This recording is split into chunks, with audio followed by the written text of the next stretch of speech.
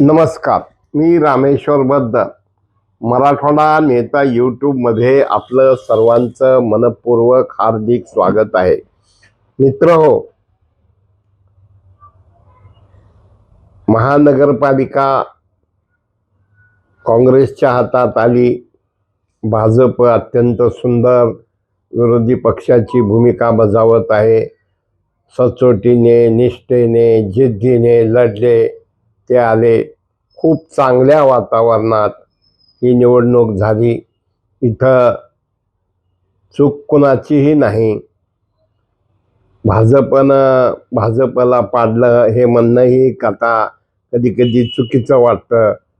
कारण आज भाजपच्या वर्धापन दिनानिमित्त जर काही नेत्यांची देशभरातली भाषणं ऐकली तर तेच कशा पद्धतीनं इस घर को आग लगी इस घर के चिराग से. आणि मला या निमित्ताने एक सांगायचं आहे, मुद्दही लाख बुरा चाहे तो क्या होता है वही होता है जो मंजूर खुदा होता है. एखाद्याला सत्ता मिळाली तर त्या सत्तेचा सदुपयोग जनकल्याणासाठी आणि तळ राखल ते पाणी पील अशी भूमिका घेतली तर चालू शकतं. पण मिळालेली सत्ता ही इतराला बर्बाद करण्यासाठी, संपवण्यासाठी आणि माणसात दरी निर्माण करण्यासाठी असेल तर मग मात्र देमाय धरणी ठाय करते आणि मनोरुग्णासारखी त्या नेत्याची अवस्था होते. आज महाराष्ट्रात अनेक नेत्यांची अवस्था तशीच झालेली आहे. आणि अशा एका परिस्थितीमध्ये आता काय करायचं, आता कसं करायचं, आता काय करायचं, आता कसं करायचं, जे राष्ट्रीय पातळीवरचे, राज्य पातळीवरचे माणसं होते त्यांनी इसको गिराव गिरा दिया, उसको गिराव गिरा दिया, उसको गिराव गिरा दिया. आणि आज अशी अवस्था झाली की काय काय म्हणावं, की तुमच्या कर्तबगारीला फळ 0 जर असेल तर तुम्हाला काय म्हणजे. आणि यावेळा महानगरपालिकेच्या 2 सभाही झाल्या, सर्वसाधारण सभा. त्या सभेमध्ये अत्यंत अभ्यासपूर्ण, आक्रमक काही जण बोलत होते, काही जण चव्हाणविषयी बोलत होते, काही जण पंजाबराव विषयी बोलत होते. बोलायचं, निवेदन द्यायचे आणि अर्जात सोडून द्यायचं, यानं प्रश्न सुटत नसतात. सचोटीनं, जिद्दीनं, आत्मविश्वासानं आणि इमानदारीनं काय. मला यावेळा भगवानराव नागरगोजेचा एक डायलॉग आठवतो. तो डायलॉग म्हणजे डायलॉग नव्हता, ते खरं होतं. त्यांनी बैठकीत म्हणाले एका अधिकाऱ्यांच्या, एक लक्षात ठेवा, हा रमजानचा महिना आहे आणि इथं मैं खाऊंगा ना खाने दूंगा, इथं जर कोणी गडबड केली मी माफ करणार नाही. म्हणून जुने नवे हे नगरसेवक जे आहेत हे किती दिवस कुण्या विषयासाठी बोलणार आहेत का फक्त निवेदनं देऊन आपला खर्च काढून घेणार आहेत. आता एकीकडं पिवळ्या पाण्याचा प्रश्न आहे, दुसरीकडे दिवाबत्तीचा प्रश्न आहे, तिसरीकडे रस्त्याचा प्रश्न आहे. आणि काही मनपाचे अधिकारी तर एवढे उन्मत्त झालेले आहेत की ह्यांना खरं म्हणजे बिहारला किंवा काश्मीरला पाठवावं.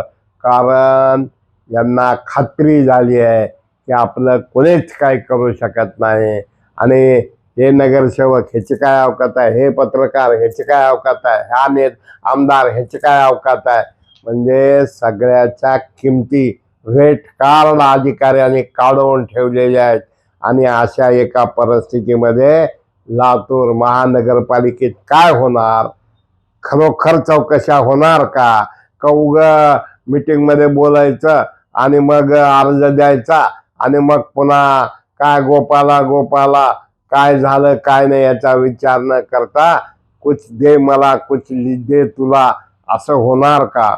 आणि अशा प्रकारच्या परिस्थितीमध्ये मान मोडायचं काम काय हे जे चालू आहे हे अत्यंत दुर्दैवी आहे. आणि म्हणून नुकताच पिवळ्या पाण्याचा प्रश्न हाही उपस्थित केला. मग हा प्रश्न उपस्थित करून फक्त आंदोलन मोर्चे करून जमणार आहे का? तुम्ही अनुभवी आहात, तुम्हाला अनुभव आहे, तुम्ही लोकांसाठी करणार आहात का? आणि ज्या पद्धतीनं अवस्था असती बघा नगरसेवकाची कशी आहे, गर्दीत सापडलेला माणूस जेव्हा त्याला जायचं असतंय मंदिराकडं, त्याला इकडं कोण ढकलतंय तिकडं जातंय, तिकडं कोण ढकलतंय तिकडं जातंय, तिकडं कोण ढकलतंय तिकडं जातंय. आणि अशा एका परिस्थितीमध्ये आपल्याला महानगरपालिका ही कशा पद्धतीनं काम करणार? मग आंबेडकरांचा पुतळ्याचा विषय असेल, भूमिगत गटारीचा विषय असेल, किंवा काही अधिकाऱ्याचा कालावधी संपलेला विषय असेल, पण एकंदरीत लातूर महानगरपालिका ही आता जनतेने निवडून तर दिलेला आहे. आणि अशा एका परिस्थितीमध्ये एकात एक नाही बापात एक नाही. आणि मी पुन्हा पुन्हा म्हणतोय की मी जर तुमच्यासाठी खड्डा खोदला तर त्या खड्ड्यात तुम्ही पडाल किंवा नाही मला माहीत नाही, पण त्या खड्ड्यात मी मात्र नक्की पडणार. म्हणून आता कोण खड्डा खोदतोय आणि कोण पडणार, पण प्रशासकीय अधिकारी मात्र चौघ मात्र लकलूस भूता चल जाऊ कालच्या शेता. करोडो रुपयाची जर माया जमवणार असतील तर मग मात्र आपल्याला गांभीर्यानं विचार करायची वेळ आलेली आहे.